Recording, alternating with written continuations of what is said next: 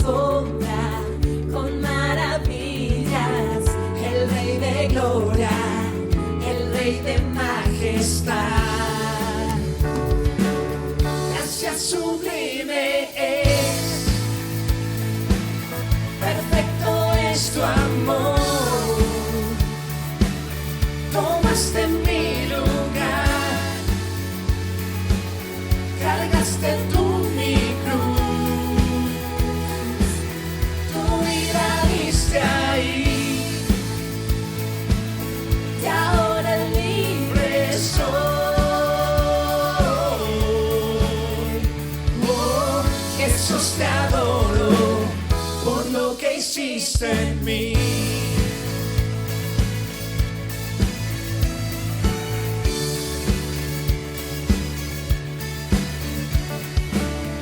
Pusiste en orden todo el caos, nos adoptaste como tus hijos, el Rey de Gloria, el Rey de Gloria, el que gobierna con su justicia y resplandece con su belleza, el Rey de Gloria, el Rey de majestad. Gracias sublime es, perfecto es su amor. Tomaste mi lugar, cargaste tú mi cruz, tu vida diste ahí, y ahora libre soy. Oh, Jesús, te adoro por lo que hiciste en mí. Digno es el Cordero de Dios, digno es el Rey que la muerte venció. Digno es el Cordero de Dios, digno es el Rey que la muerte venció. Digno es el Cordero de Dios, digno es el Rey que la muerte venció. A ti, Señor, sea el imperio, el poder, la alabanza por los siglos de los siglos. Solamente para ti, Señor. Gracias sublime es, perfecto es tu amor. Tomaste mi lugar, cargaste tú mi cruz, tu vida diste ahí, y ahora libre soy. Oh, Jesús, te adoro por lo que hiciste en mí.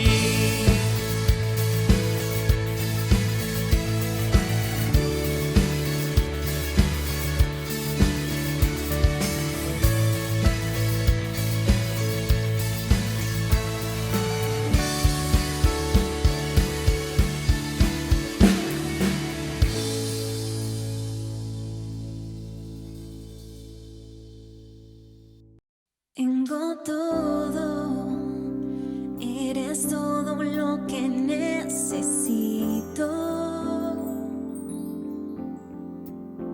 Tú me llevas al lugar donde encontrar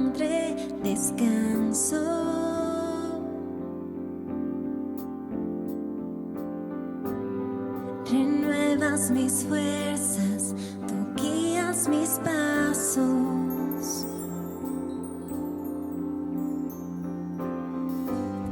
Renuevas mis fuerzas, tú guías mis pasos. Tu amor inagotable es, tu bondad me persigue, te persigo. En tu mesa me diste un lugar, me recibes en casa para siempre.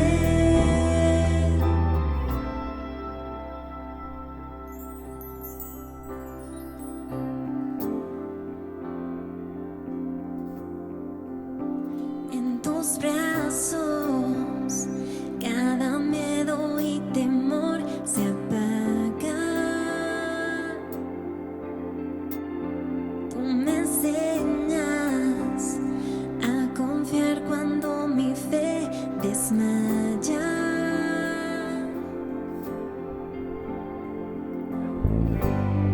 Renuevas mis fuerzas, tú guías mis pasos.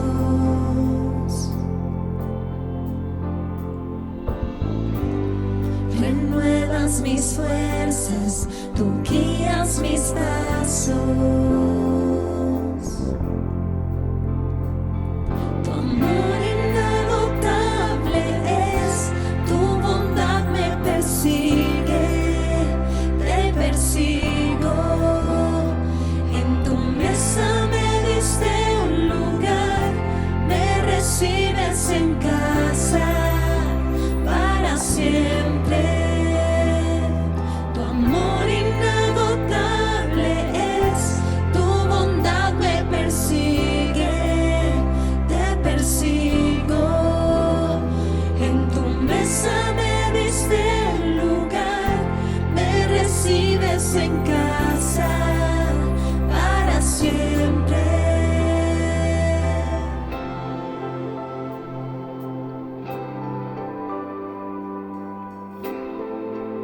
Señor, confiamos en ti, en que si te tenemos a ti, Señor, no necesitamos nada más, Dios, porque en ti tenemos todo lo que necesitamos, Señor, porque tu vara y tu callado nos infunden aliento, Señor. Por el valle de la sombra y muerte, ya no temo, yo confío, tú estás conmigo. Y si caigo o me pierdo, vienes a buscarme. No me olvidas y me encuentras y nunca te rindas. Tu amor inagotable es, tu bondad me persigue, te persigo. En tu mesa me diste un lugar, me recibes en casa para siempre. Tu amor inagotable es, tu bondad me persigue, te persigo. En tu mesa me diste un lugar, me recibes en casa para siempre.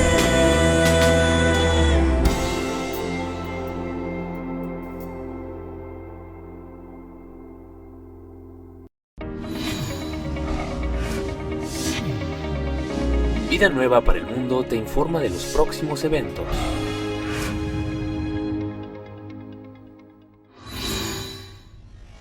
El Dr. Armando Alducin presenta 114 audioconferencias sobre la apologética.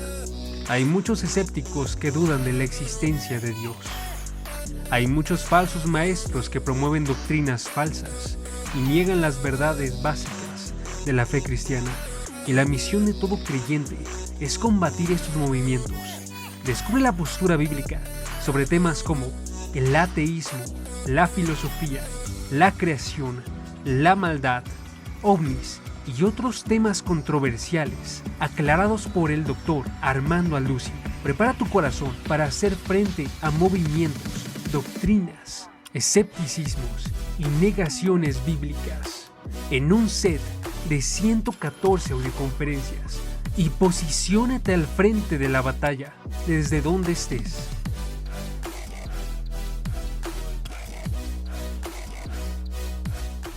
El Dr. Armando Alducin presenta 89 de conferencias sobre el cristianismo.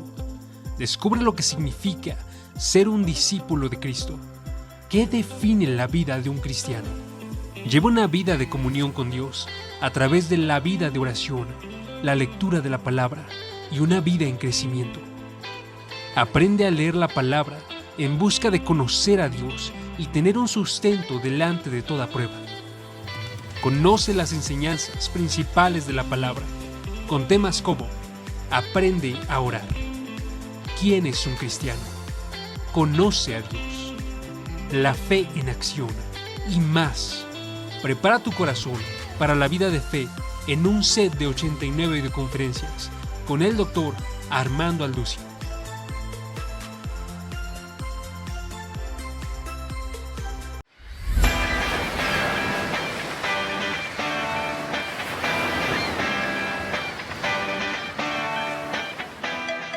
Querida familia, ¿cómo están? En nombre de Vida Nueva para el Mundo y el Dr. Armando y Marta Alducin, nuestros anfitriones, queremos darte las gracias por haber puesto tu confianza en este retiro de matrimonios en la Gran Riviera Maya. Sin embargo, quiero invitarte a través de este anuncio a que puedas inscribirte prontamente en enero, ya que el retiro de matrimonios en el mismo lugar, con los mismos anfitriones, te esperan este 2022. No te lo puedes perder, aparta ya tu lugar.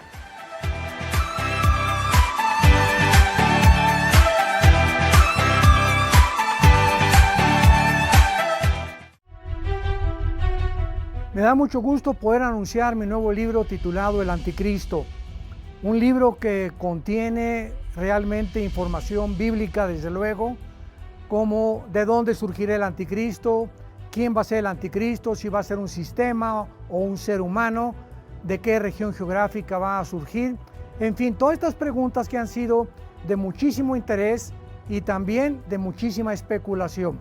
Estamos seguros que va a poder llenar ese misterio que ha escondido y que ha envuelto a este personaje futuro que va a implementar la futura agenda global económica, donde va a marcar al mundo entero para controlarlo económicamente y poder llegar a un punto donde nos convertamos en esclavos de este hombre que surgirá en el Medio Oriente. Les invito a que lo lean, estamos seguros que va a ser de muchísima edificación para todas sus vidas.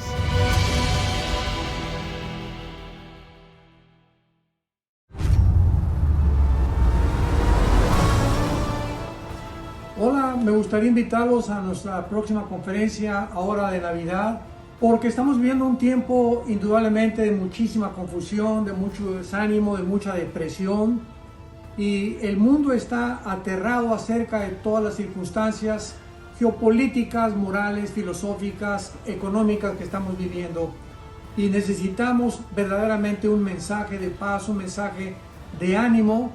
Y esta conferencia titulada La futura esperanza de la humanidad, voy a tratar claramente de que tenemos un futuro, tenemos algo grandioso que nos está esperando y no podemos permitir que vengan nubes oscuras a nuestro entendimiento y que nos traten de quitar el panorama que la Biblia nos ha dejado de una forma muy clara, delineada.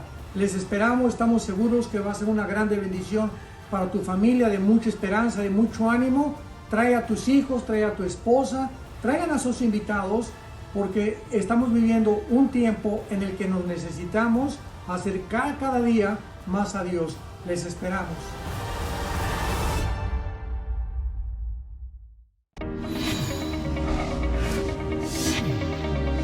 Vida nueva para el mundo. Estás en familia.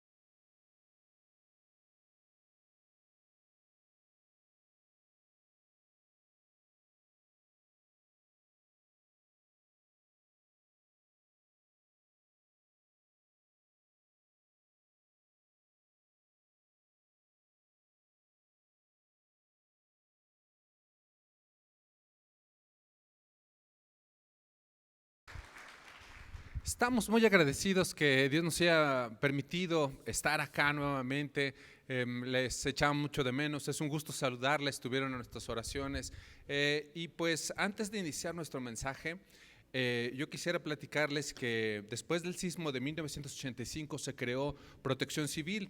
El propósito de esa protección civil es pues estar preparados y entre sus funciones está realizar simulacros. Este día a las 11:30, esto es en 3 minutitos, va a haber uno de los simulacros. Nosotros no vamos a hacer el simulacro puesto que estamos aquí en nuestro servicio, pero cabe muy bien mencionar que todos los servidores, los coordinadores están muy al pendiente de estar capacitados en qué hacer en caso de una emergencia, no únicamente en caso de sismo, en caso de incendio, en caso que alguien se sienta mal, que ha ocurrido que aquí a la mitad del servicio alguien tiene una crisis. De alguna manera yo quiero que ustedes sepan que eso es algo que está en el corazón de nuestro liderazgo, de nuestros pastores. También quisiera, en lo que dan las 11:30, faltan 2 minutitos, quisiera que mencionar que no vamos a participar en el simulacro, no porque no sea importante. Nuestra confianza está en Dios, no tenemos temor de lo que pueda pasar con nuestra vida, estamos confiados que cuando cerremos los ojos aquí vamos a abrir los ojos en la eternidad, pero también Dios nos da esa posibilidad de estar preparados, de participar en estos simulacros. Lo que quiero decirles, o lo que estoy intentando decirles, es que aunque esta mañana no vamos a participar en el simulacro, sí es muy importante que ustedes en casa tengan un plan sobre qué hacer. No sabemos cuándo va a temblar, no existe ningún método para predecir un sismo, pero la buena noticia es que sí sabemos dónde va a temblar. Fue Dios quien hizo que el planeta funcione así.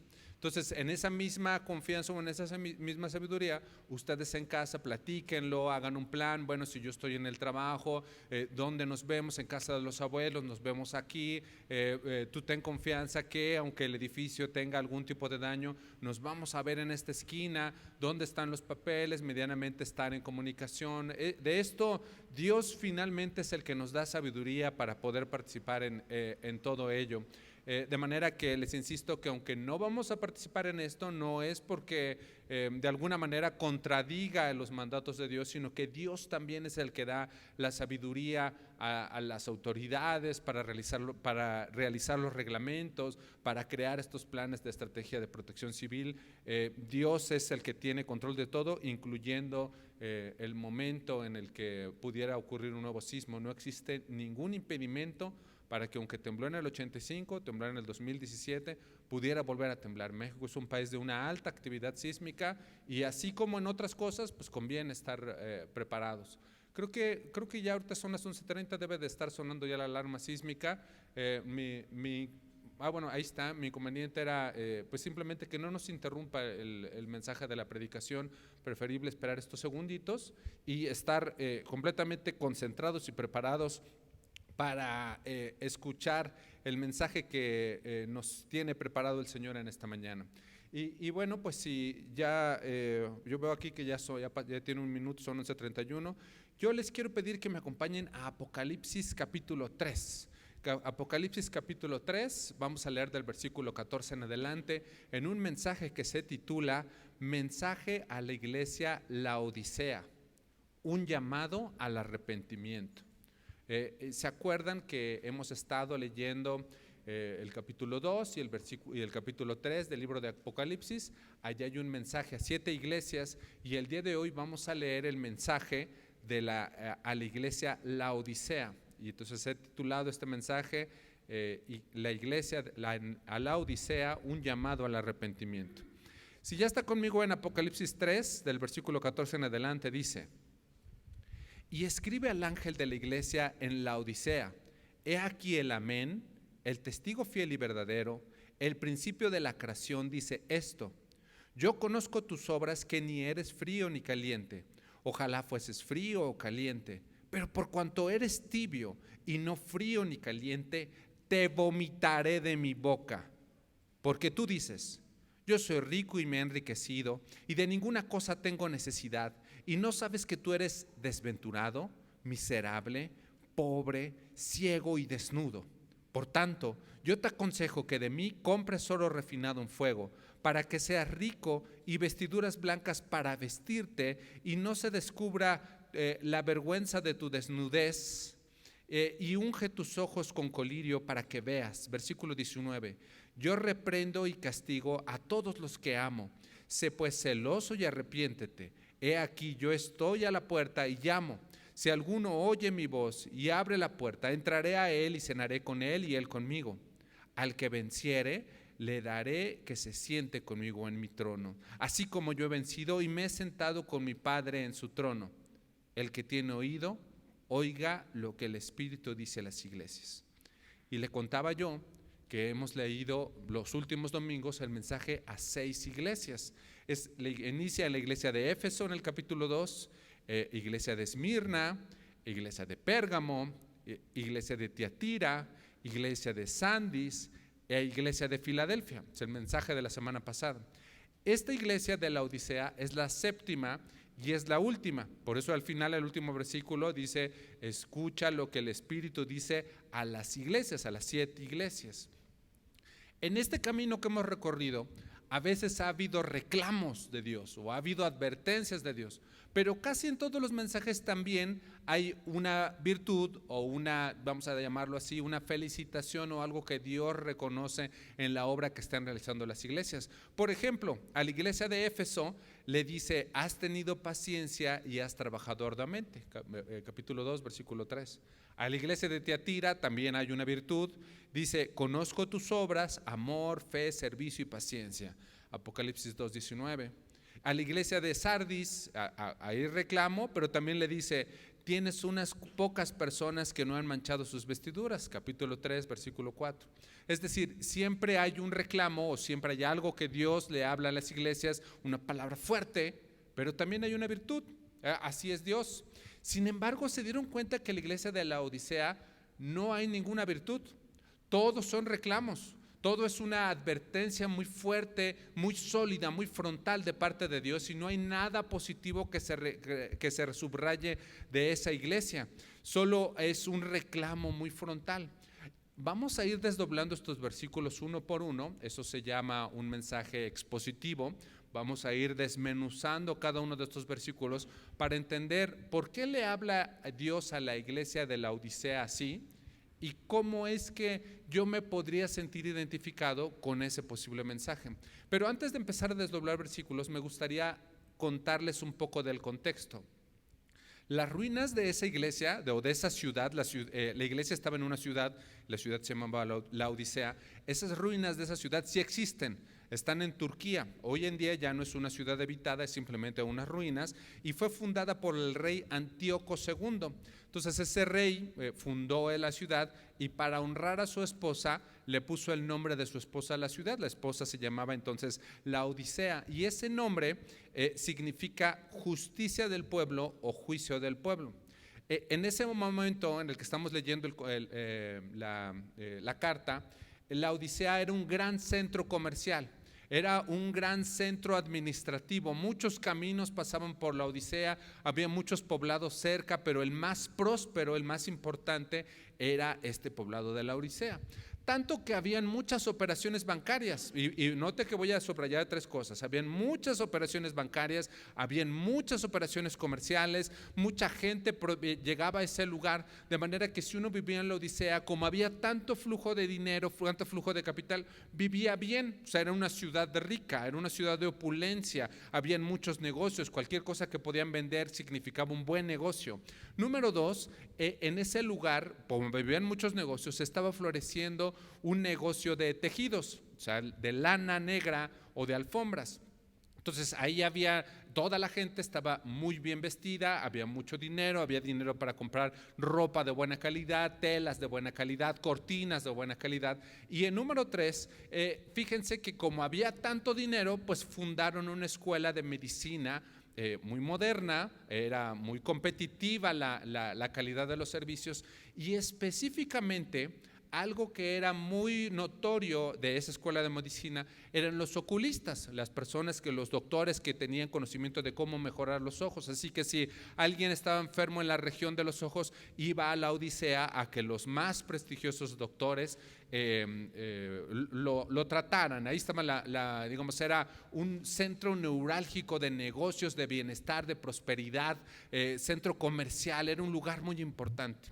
Tan importante que fíjese que en la iglesia en Colosenses, acompáñeme a Colosenses 4, no pierda Apocalipsis porque ya platicamos que eso es lo que vamos a estar desdoblando en esta mañana, vamos a estar desmenuzando Apocalipsis 3, pero quiero que me acompañe a Colosenses 4, allí hay un dato sobre la iglesia de la Odisea que está en la ciudad de la Odisea. Si ya está conmigo en Colosenses 4, Colosenses es una iglesia que estaba ahí en la región, en una ciudad que se llamaba de Colosos. Entonces, adentro de la iglesia, de la ciudad de Colosos, había una iglesia y se le llamaban los colosenses. Entonces, Pablo escribió una carta para la iglesia de los colosenses. Y vean en el versículo 15, Colosenses 4:15. Es Pablo escribiendo la iglesia de Colosenses. Es una iglesia que conocemos, es familiar para nosotros. Entonces, de Colosenses 4:15 dice: saludad a los hermanos que están en la Odisea, a la iglesia que estamos estudiando de Apocalipsis, y a Ninfas, y a la iglesia que está en su casa. Versículo 16: cuando esta carta, o sea, la carta de Colosenses, haya sido leída entre vosotros, haced que también se lea en la iglesia de los laodicenses, y que la Odisea la leáis también para vosotros. Era una iglesia conocida, de manera que había intercambio con las ciudades vecinas, con las iglesias de las ciudades vecinas, como la iglesia de Colosenses. Entonces, es una iglesia muy importante, es una iglesia que todos los predicadores, todos los apóstoles de ese momento la conocían y la reconocían como un lugar importante. Regresemos entonces a Apocalipsis 3 para empezar a desdoblar los versículos. Y inicia, como ha pasado en otras iglesias, Dios presentándose, y esta vez Dios nos da 3 nombres en su presentación. Estoy en Apocalipsis 3:14. Apocalipsis 3:14 dice: y escribe al ángel de la iglesia en la Odisea. Primero, el ángel de la iglesia, ¿se acuerdan? En otro momento se ha explicado, porque varias cartas inician así. El ángel de la iglesia es el pastor principal, el líder principal de la iglesia. Entonces, dile al pastor principal para que le diga a la iglesia, ¿no? Entonces, sigo leyendo. Y escribe al ángel de la iglesia en la Odisea, 2 puntos. He aquí el amén, primer nombre, el testigo fiel y verdadero, segundo nombre, y el principio de la creación, tercer nombre. Entonces vamos a tenernos ahí y vamos a leer, a intentar entender qué son esos 3 nombres con los que Jesús se nombra a sí mismo. Entonces el primer nombre que leímos ahí en el versículo 14 dice que es el amén. Esta palabra amén ya es griego, entonces no les puedo decir, viene de la palabra griega, no, ya es griego y significa confiable, digno de confianza, ciertamente así sea. O sea que cuando le estemos enseñando a nuestros hijitos a orar, le dices, mira, te pedimos que bendigas estos alimentos en el nombre de Jesús, amén. O sea, significa, creo que lo que acabamos de decir es una realidad, ciertamente esto que dijimos es real, es verdad. Entonces, esta palabra amén es la manera como se nombra a Jesús mismo. Yo quiero leerle Isaías 65:16, no es necesario que lo busque. Isaías 65:16 dice: el que se bendijere en la tierra, en el Dios de verdad se bendecirá. Cuando dice eso, Dios de verdad, se refiere al amén. Si me sigue, al Dios cierto, al Dios verdadero, al Dios que es así es. Entonces, pues en realidad Jesús o Dios es un soporte firme que no se mueve, es algo que es verdaderamente real, es inconmovible, es inamovible. Para mí, cuando Dios me dice algo, yo sé que eso es una realidad. Y note por favor que esto hace que cualquier cosa que le diga Dios es verdad. Esto hace que cualquier promesa que Dios le haya hecho es real, es inamovible, es inconmovible. Y esto se tiene que significar para mí que Dios se llame a sí mismo amén, que esto tiene que significar para mí, para mi vida, que el Dios en el que yo creo, el Dios al que yo sirvo, es confiable, que Dios es digno de confianza, que sus promesas son reales, sin importar si usted tiene una promesa muy particular de parte de Dios o promesas genéricas en la Biblia, que usted esté seguro de que si Dios lo dijo es verdad. Hay mucha gente que está preocupada, ¿qué va a pasar cuando nos muramos? Yo no sé si hay algo más después de la vida. Bueno, usted y yo sabemos que cuando cerremos los ojos aquí, los vamos a abrir delante de nuestro Señor, porque dice Juan 11:25, yo soy la resurrección y la vida, el que cree en mí, aunque esté muerto, vivirá. Viviremos con Él y viviremos junto a Él, y sabemos que esto es una realidad.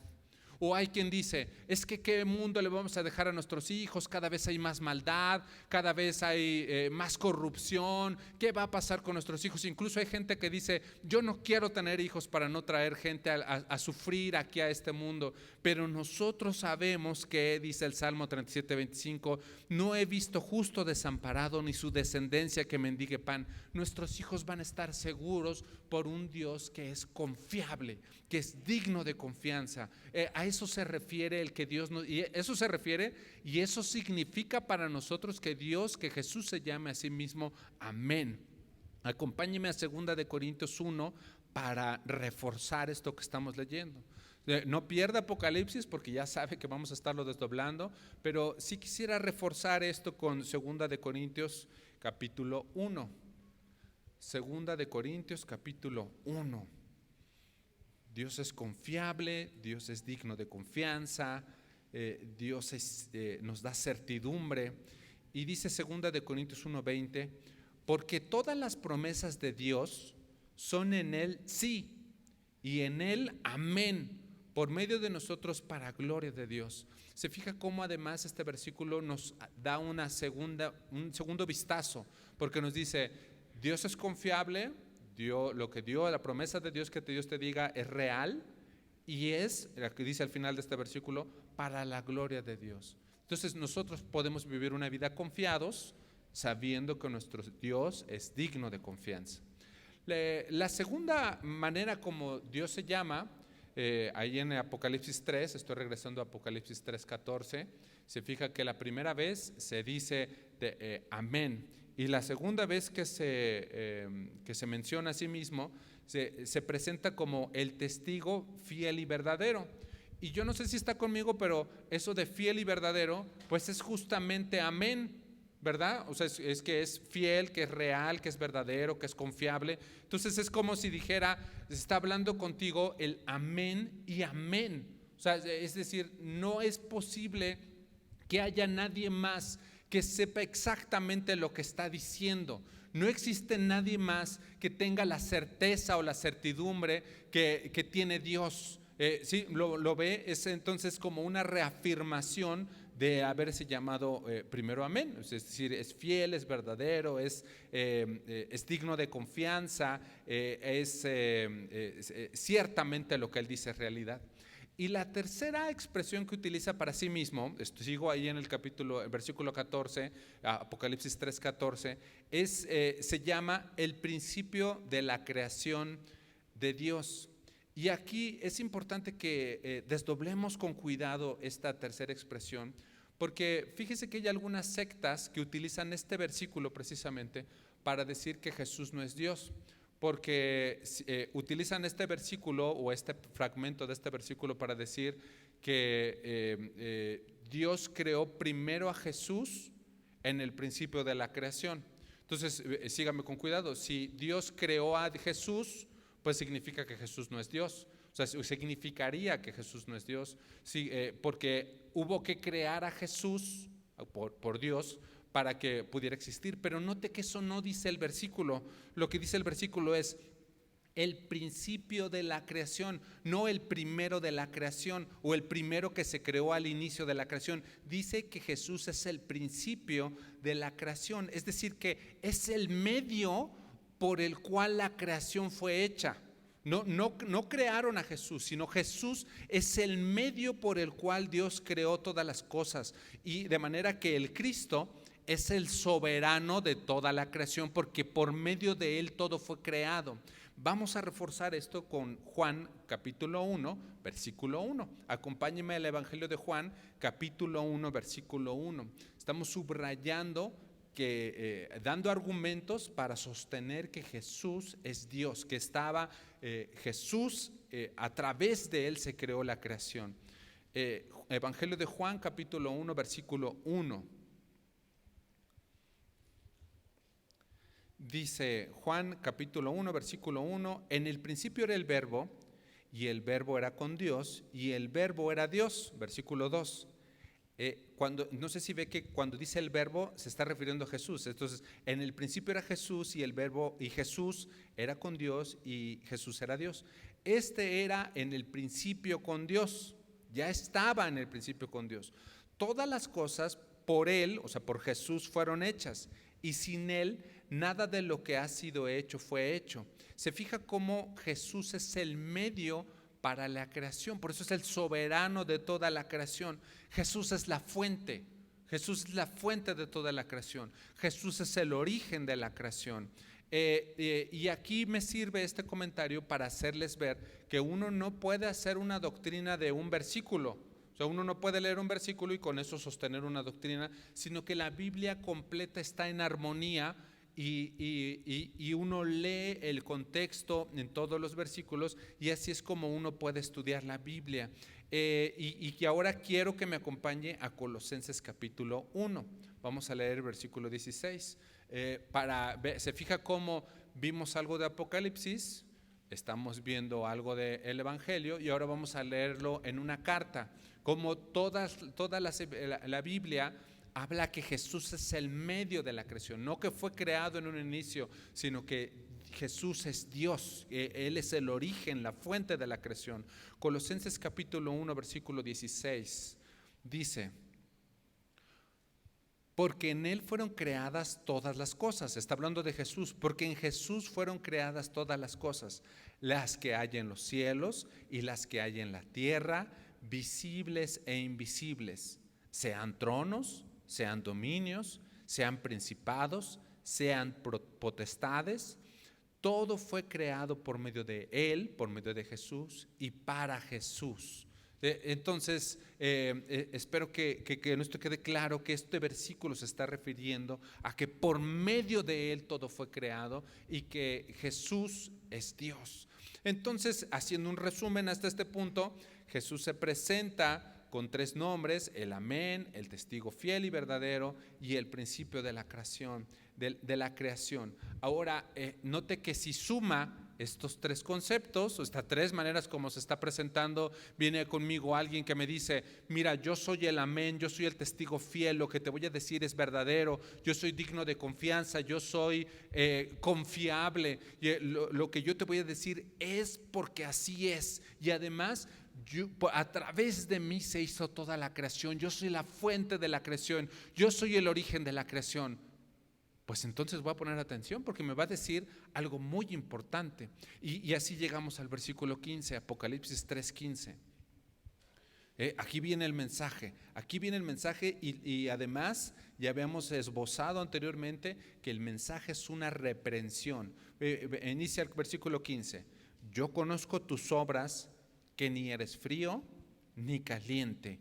Ojalá fueses frío o caliente. ¿Alguna vez ha tomado agua de un manantial?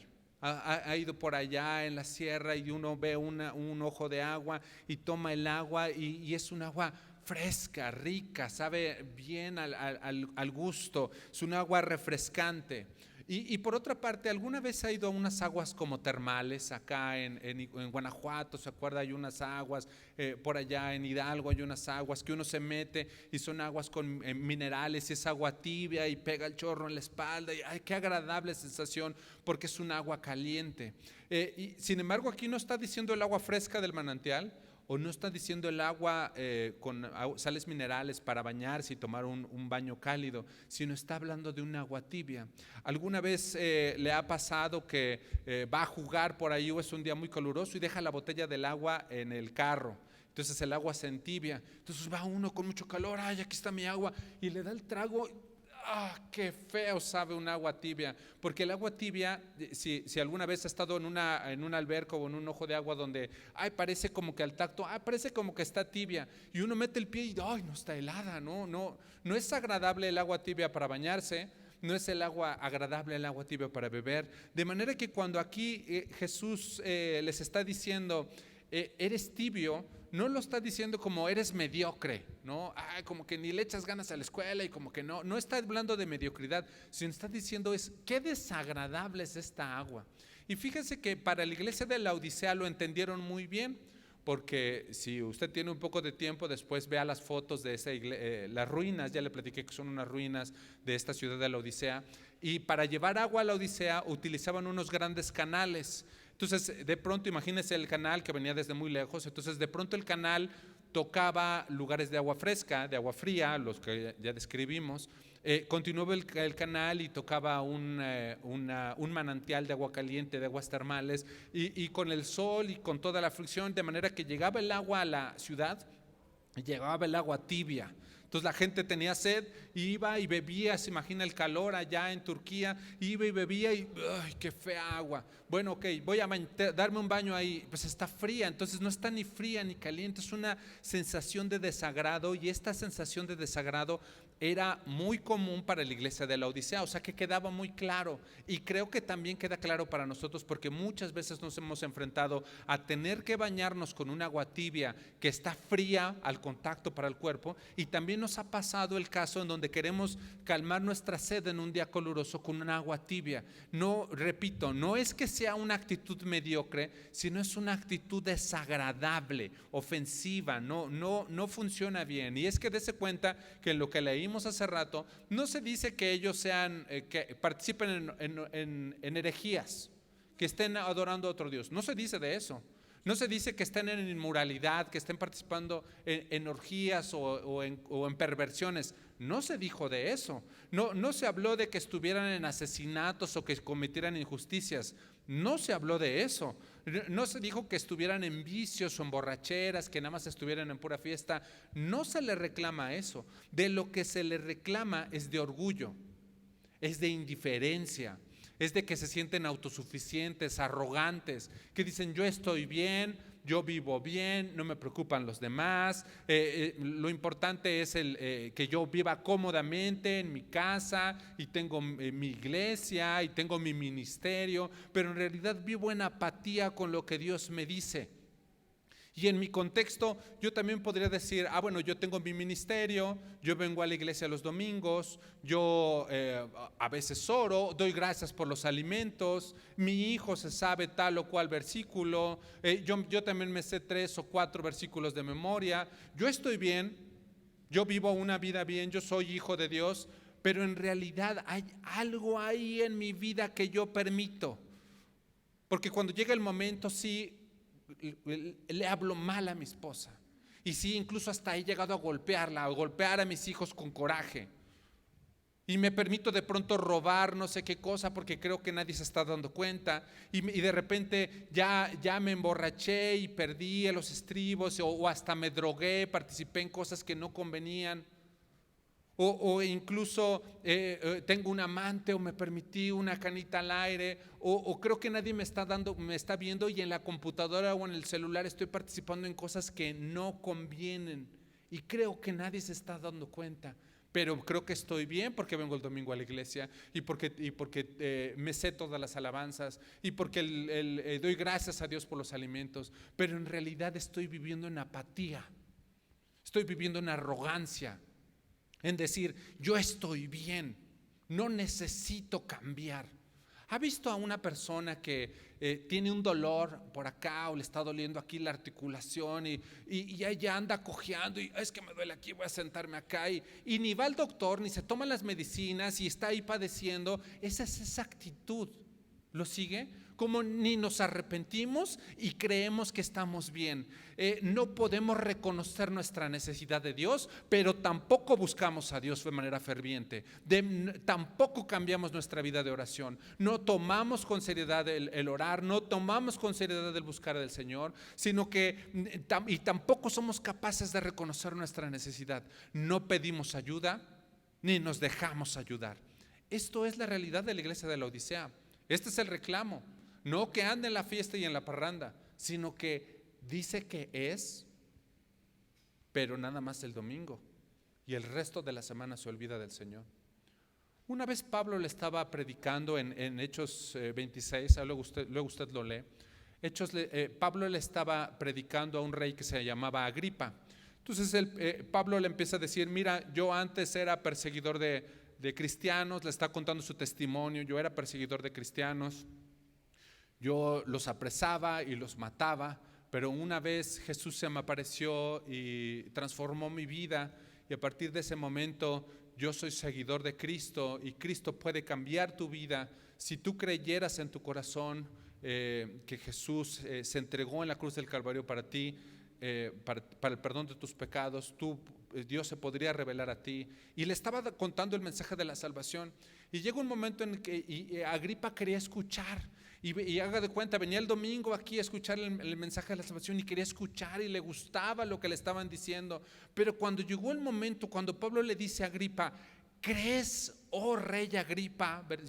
Hechos 26, 28, contesta Agripa, por poco me persuades de ser cristiano. Qué bonito se siente venir el domingo, pero ya cambiar mi vida, dejar a mi amante, perdonar, dejar de vivir en rencor. No, por poco me persuades de ser cristiano. Así que yo vengo los domingos, pero no quiero dejar mi pecado. Esto es la realidad de la iglesia de la Odisea. Y el mensaje de Dios, la advertencia es, ojalá fueras frío y te predicaría del Señor y te diría arrepiéntete, o ojalá fueras caliente y me buscaras de todo tu corazón, pero no eres ni frío ni eres caliente. Este es el reclamo, y viene una advertencia muy dura. Estamos en Apocalipsis 3, ahora versículo 16. Apocalipsis 3:16 dice, pero por cuanto eres tibio y no frío ni caliente, te vomitaré de mi boca.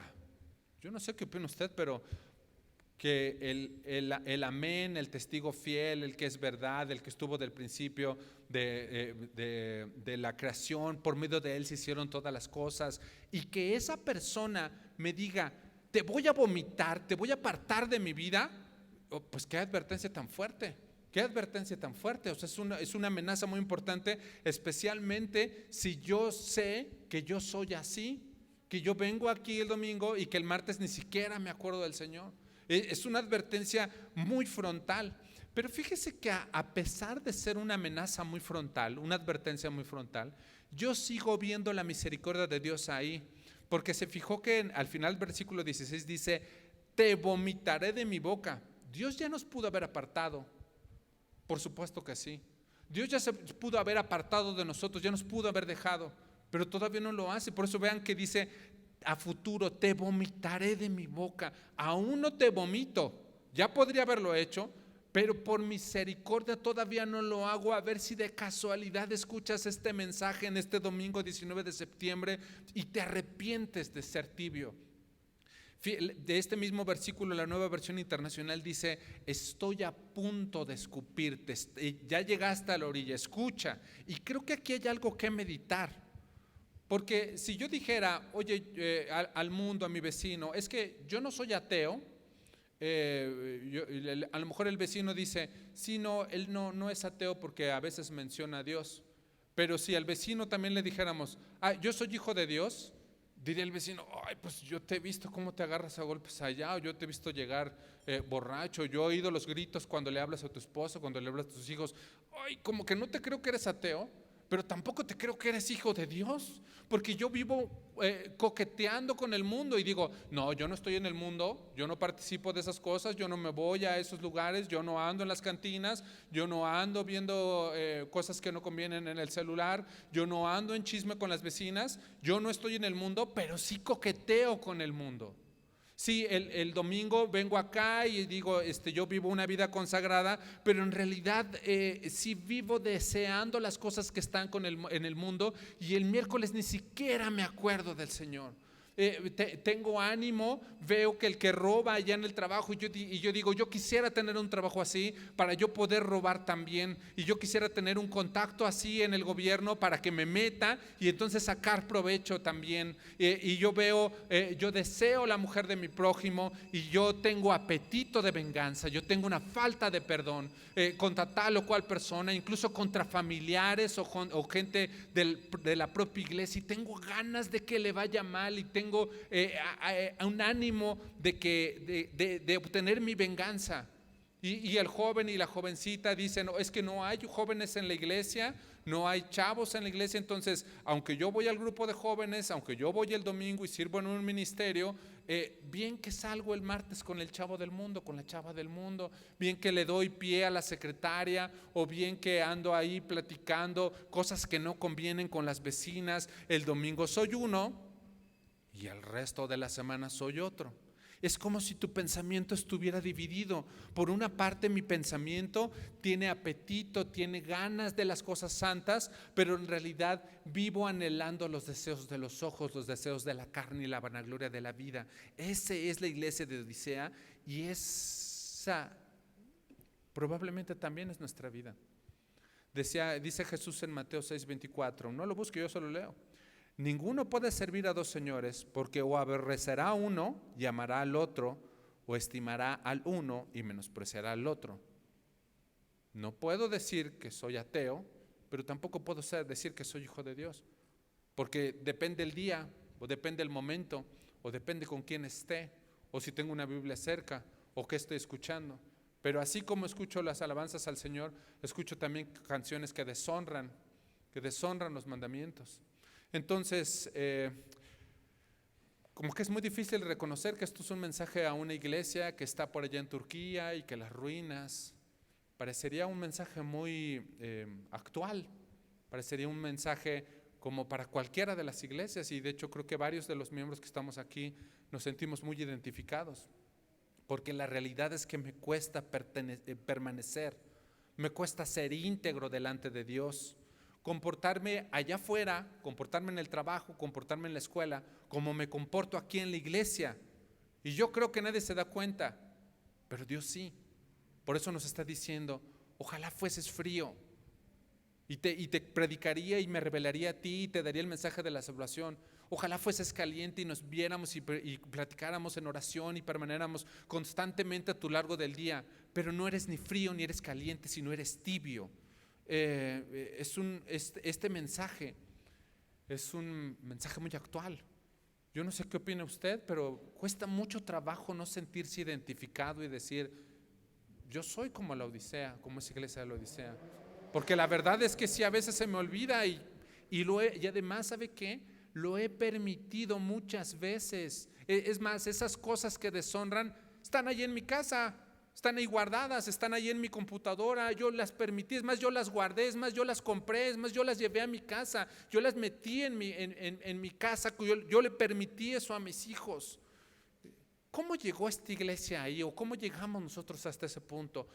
Dios es dulce y nos lo explica en el versículo 17, Apocalipsis 3:17 dice, porque tú dices, yo soy rico y me he enriquecido y de ninguna cosa tengo necesidad, y no sabes tú que eres número 1, desventurado, 2, miserable, 3, pobre, 4, ciego, 5, desnudo.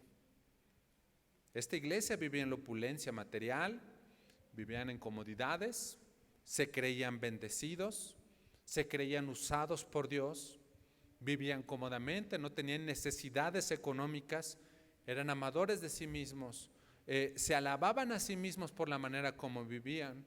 Y para nosotros sería como decir, es que yo tengo un ministerio, es que yo soy incluso coordinador de un ministerio, es que yo voy los domingos a la iglesia, es que yo tengo 2 Biblias de estudio en casa, o es que yo escucho alabanzas y por eso creo que tengo una relación con el Señor, pero en realidad no dejo mi pecado, no dejo atrás mi pecado. Y vea que Dios es amoroso y nos muestra nuestra verdadera condición en 5 aspectos. El aspecto número 1 lo leímos, es desventurado. Y note que le estamos diciendo desventurado a una persona que tenía excelentes negocios, Qué bueno era en su trabajo, qué buen técnico, qué buena pensión tiene. Él parecería como que no tiene ninguna necesidad y sin embargo Dios le llama desventurado.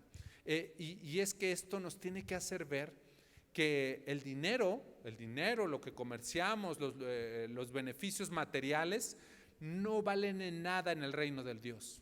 El pensar que tengo una muy buena posición desahogada no vale de nada delante de Dios. Y aún en esa condición puedo ser un desventurado. Número 2, les dice miserables. Y esto es porque tal vez ellos creen que no necesitan nada.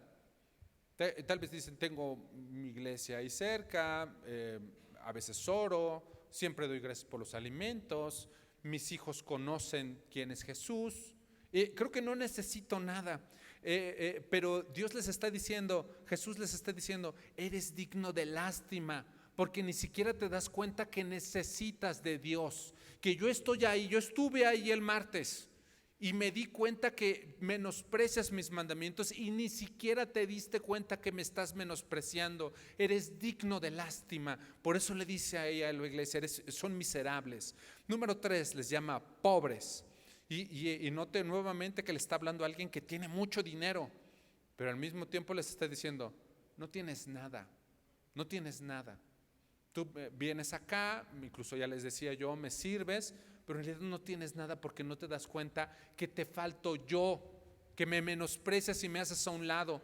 Cuando yo me levanto el jueves y me voy a trabajar y ni siquiera tuve un momento de oración, nunca me acordé del Señor, es como si yo le dijera a Dios, Dios, yo no te necesito.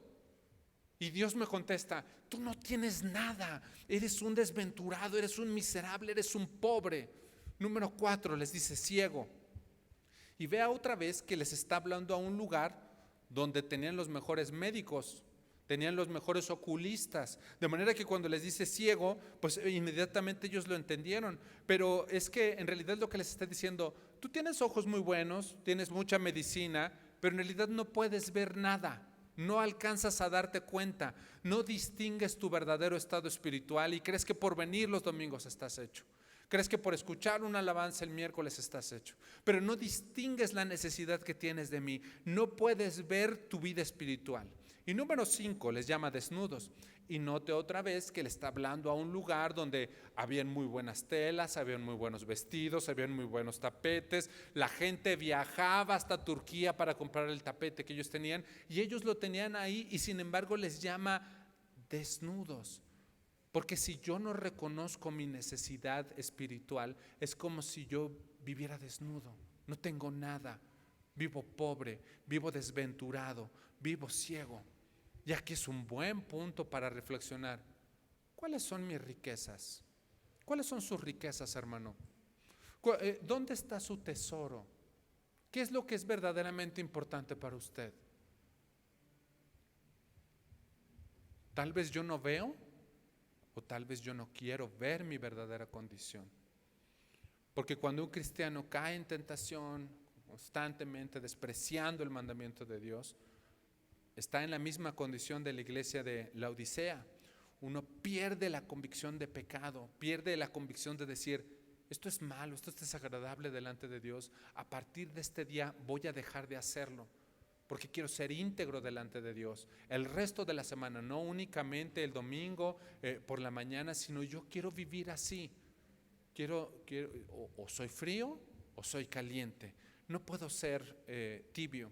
Y vea que el llamado de Dios en el versículo 18, Apocalipsis 3:18, es un llamado a la reconciliación. Viene un consejo de parte de Dios. Apocalipsis 3:18 dice, por tanto, yo te aconsejo que de mí compres oro refinado en fuego, para que seas rico y vestiduras blancas para vestirte, y que no se descubra tu vergüenza de tu desnudez, y unge tus ojos con colirio para que veas. Se fija que el versículo inicia diciendo, yo te aconsejo. Porque una de las características que tiene Dios es ser consejero. Dice Isaías 9:6 que Dios es admirable, consejero, Dios fuerte. ¿Se acuerda? Dios es nuestro consejero y entonces como que cabe también muy bien pensar, verdaderamente yo le pido consejo a Dios. No únicamente para las cosas grandes. ¿Con quién me voy a casar, Señor? ¿Me caso con ella? ¿No me caso con ella? Sí pido consejo para las cosas grandes, pero también para las cosas pequeñas. Oye, Dios, puse en mi corazón ir hoy a visitar a no sé quién, o voy a ir con mi vecina a pedirle, Dios, ¿tú cómo ves? Dame tu consejo, habla conmigo, te necesito. Porque todo lo que se necesita para tener una riqueza espiritual, una vida espiritual, pues proviene de Dios. Ya vimos en el versículo anterior que no se compra con dinero. En realidad podríamos decir que no tiene un costo, pero en realidad sí lo tuvo. Tuvo un alto costo, pero ese costo lo pagó Jesús en la cruz. De manera que propiamente para mí el mañana lunes llevar una vida consagrada delante de Dios, pidiendo su consejo, estando cerca de Él, buscándolo fervientemente, no tiene costo. Me puedo acercar confiadamente al trono de la gracia para alcanzar misericordia y hallar gracia para el oportuno socorro, Hebreos 4:16. Sí lo puedo hacer. ¿Pero para qué me acercaría? Pues para dejar de pecar. Entonces esto quiere decir que nunca fue suficiente venir el domingo. Nunca fue suficiente tener una Biblia en casa. Nunca fue suficiente levantar las manos en alabanza o en adoración el domingo. Nunca fue suficiente tener un ministerio o decir que yo soy cristiano. Nunca fue suficiente. Lo que se necesita o el llamado que nos está haciendo aquí es para vivir en comunión. Es necesario que tomemos una decisión y que dejemos de hacer las cosas que desagradan a Dios. Y yo no sé qué es. Dios a cada uno en su corazón le está diciendo exactamente qué cosa es la que necesitan dejar. Yo no estaba ahí, es más, nadie vio. Pero a cada uno de nosotros Dios les está diciendo por qué nos está hablando esta palabra. Y además, ¿sabe qué? Este mensaje es para una iglesia, es decir, este mensaje es para hijos de Dios. No es para los inconversos, no es para los gentiles, es para los hijos de Dios. Y solo aquellos hijos de Dios que tomen la decisión de dejar de ser tibios son los que toman la decisión para arrepentirse. Acompáñeme a Isaías 55:1. Isaías 55:1.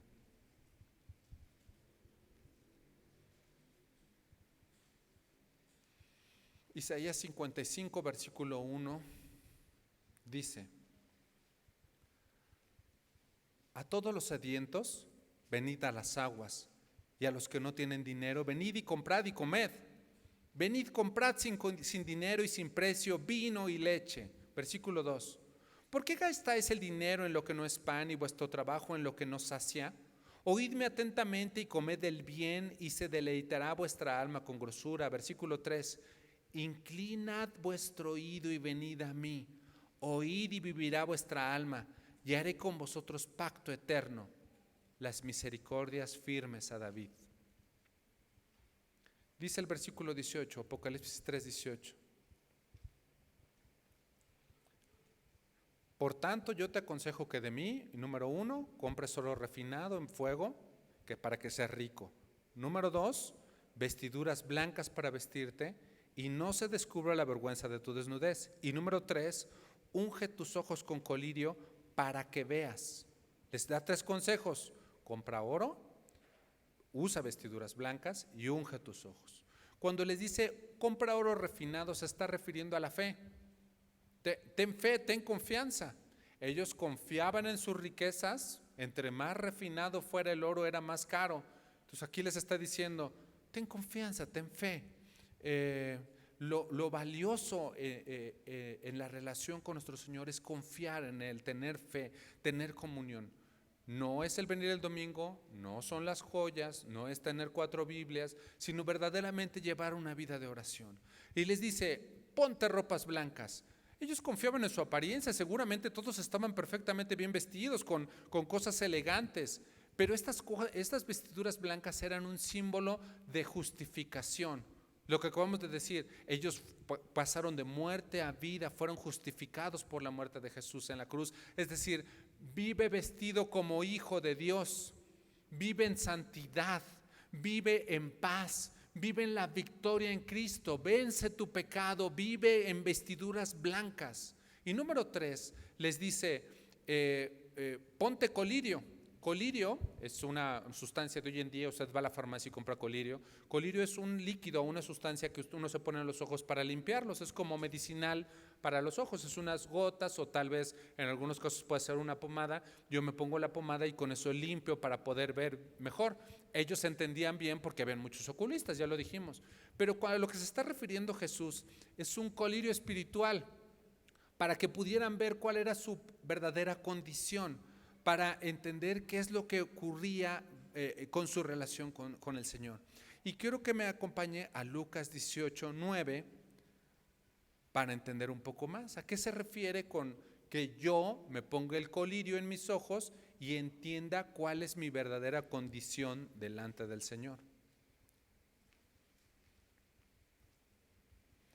Apocalipsis 18:9 dice: a unos que confiaban en sí mismos como justos y menospreciaban a los otros, repito, Lucas 18:9, y lo voy a volver a leer a propósito, dice: a unos que confiaban en sí mismos como justos y menospreciaban a los otros, es la iglesia de la Odisea.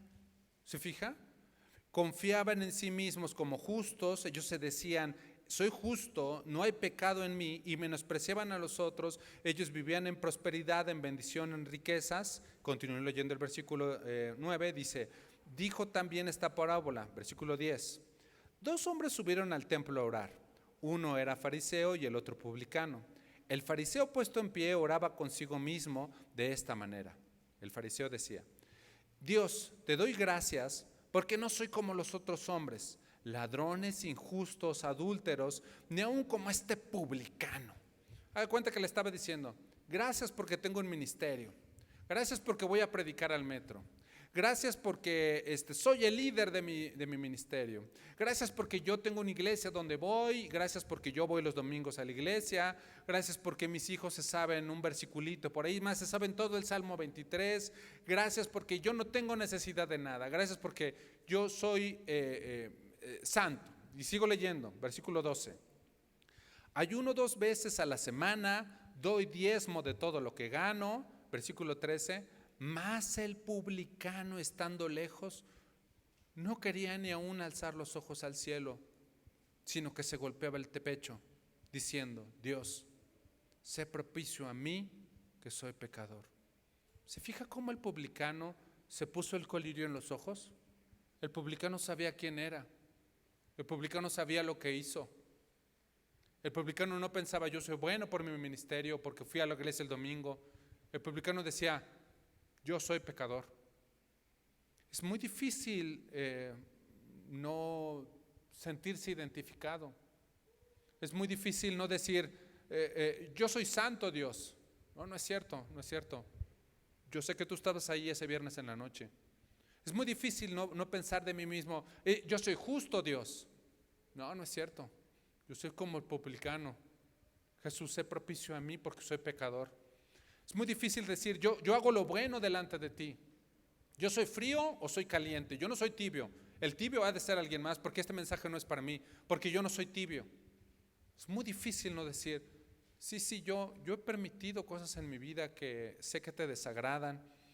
Y en una carta llena de reproches, ahí en el Apocalipsis 3, en una carta llena de reproches, en un mensaje lleno de reproches, de repente Jesús nos sorprende en el versículo 19, Apocalipsis 3:19, y dice, Apocalipsis 3:19: yo reprendo y castigo a todos los que amo. Sé pues celoso y arrepiéntete.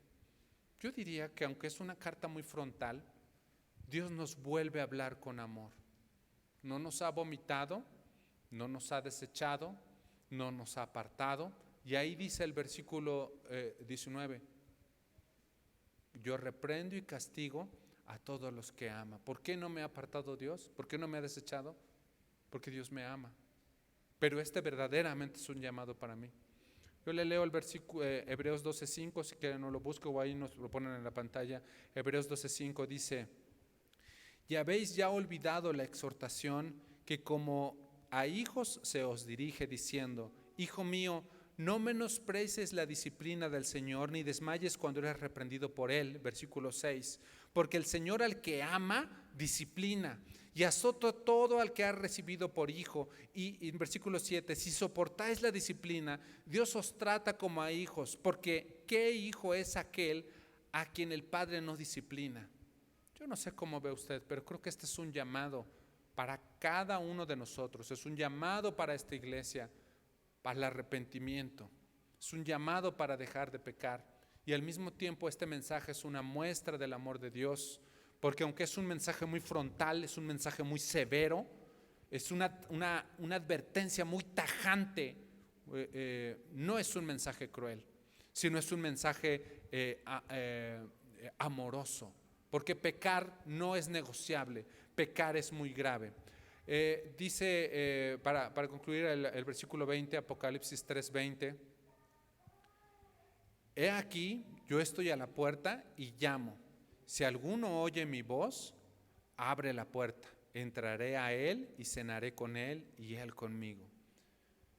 ¿Se fija cómo Dios no deja de ser un Padre amoroso?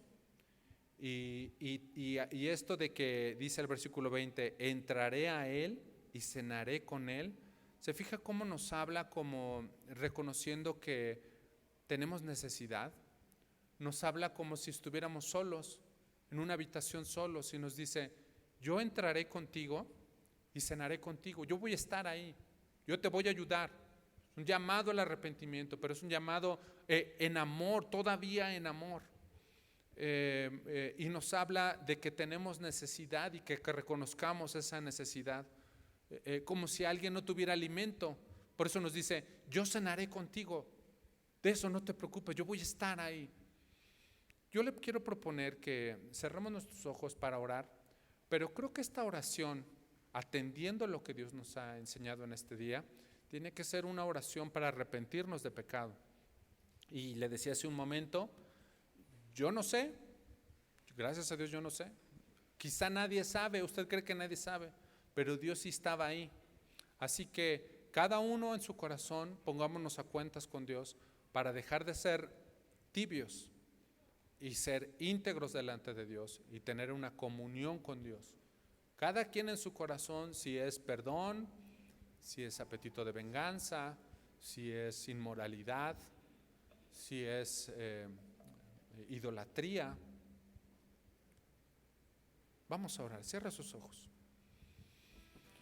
Señor, dice tu palabra que si decimos que no tenemos pecado, nos engañamos a nosotros mismos y que la verdad no está con nosotros. Pero también nos dices que si confesamos nuestros pecados, tú, Jesús, eres fiel y justo para perdonar nuestros pecados y limpiarnos de toda maldad. Y es que cuando oímos este mensaje de la iglesia a la Odisea, está bien difícil no sentirnos pecadores, Dios. Está bien difícil no reconocer que muchas veces hemos sido tibios, que muchas veces sabiendo hacer lo bueno no lo hemos hecho, que debiendo ser justos o debiendo ser santos, en nuestro corazón ha habido perversidad, inmoralidad, injusticia, murmuración. Señor, y no queremos vivir así. Así como tú eres santo, nosotros queremos ser santos, queremos ser una iglesia santa, y cada uno de nosotros en nuestro corazón queremos ser santos porque tú eres santo, porque queremos ser como tú. Y entendemos este llamado que nos haces todavía con amor, todavía en misericordia, porque no queremos que nos vomites, no queremos que nos deseches, no queremos que te apartes de nosotros. Y por eso venimos a ti como iglesia, pero especialmente cada uno en nuestro corazón, Señor, a ponernos a cuentas contigo. Cada uno en su corazón, hermano. Señor, yo confieso delante de ti que yo hice esto, que yo vi aquello. Tú estabas ahí, Señor, cuando yo participé, hablando, diciendo, yendo a ese lugar. Y te quiero pedir perdón. Tú me viste, yo confieso delante de ti que hice esto, que le hablé así a mi esposa, que le hablé así a mi esposo, que fui duro con mis hijos, que no reflejé tu amor. No quiero ser ciego, Dios. Vísteme con vestiduras blancas. Pon en mí una convicción de arrepentimiento para no volver a pecar, para no volver a hacerlo, por desechar, por tirar, por sacar de mi casa, por no permitir esto en mi casa, por no permitir esto en mi vida. Yo quiero arrepentirme, Dios. Pon en mí una convicción de arrepentimiento para no volverlo a hacer, para ser íntegro delante de ti. Jesús, yo te amo y te reconozco como mi Señor, como mi Salvador, como el medio por el cual todo fue creado, porque tú eres digno de confianza, porque tú eres confiable, tú eres verdad, tú eres una realidad en mi vida, tú eres mi Señor. Gracias por tu amor, gracias por hablarme con amor, gracias por tratarme con amor. Yo te queremos agradecer y te queremos bendecir en el nombre de tu Hijo Jesús. Y como decíamos hace un momento, este mensaje fue para un hijo de Dios. Y si hubiera alguien aquí que es la primera vez que escucha un mensaje como este, o ha venido varias veces pero no está seguro de su salvación, hay gente aquí que llegó desde muy temprano para que usted escuchara este mensaje de parte de Dios, para que su vida fuera transformada, porque tal vez muchas veces escuchó de Dios, pero nunca se le va revelado de esta manera, de modo que yo tengo para usted dos noticias, una noticia buena y una noticia mala. La buena noticia mala es que por cuanto todos pecamos, estamos destituidos de la gloria de Dios y no hay nada que pueda hacer, no hay ningún lugar a donde pueda ir para volver a restablecer esa comunión con Dios. Y la buena noticia es que siendo aún pecadores, Cristo murió por nosotros en la cruz del Calvario. Él era inocente y nosotros culpable. Fue la paga de nuestro pecado, el inocente por el culpable. Y este regalo de la salvación está ahí puesto para usted en esta mañana. De manera que si usted cree que Jesús murió en la cruz del Calvario y que resucitó al tercer día y ahora que está vivo sentado a la diestra del Padre, su nombre es escrito en el libro de la vida y Dios, Jesús, se puede revelar a usted. Yo lo quiero guiar en una oración y le pido a toda la iglesia que interceda. Es un momento importante, es un momento de pasar de muerte a vida, de luz, de las tinieblas a la luz admirable. Yo le quiero guiar a usted con una oración y en esa oración es una oración para que usted haga las paces con Dios. Yo hago la oración y usted le dice en su corazón con sus propias palabras esto: Dios, yo reconozco que yo he vivido separado de ti. Yo reconozco que he pecado en mi vida, que pude haberte buscado y no lo hice.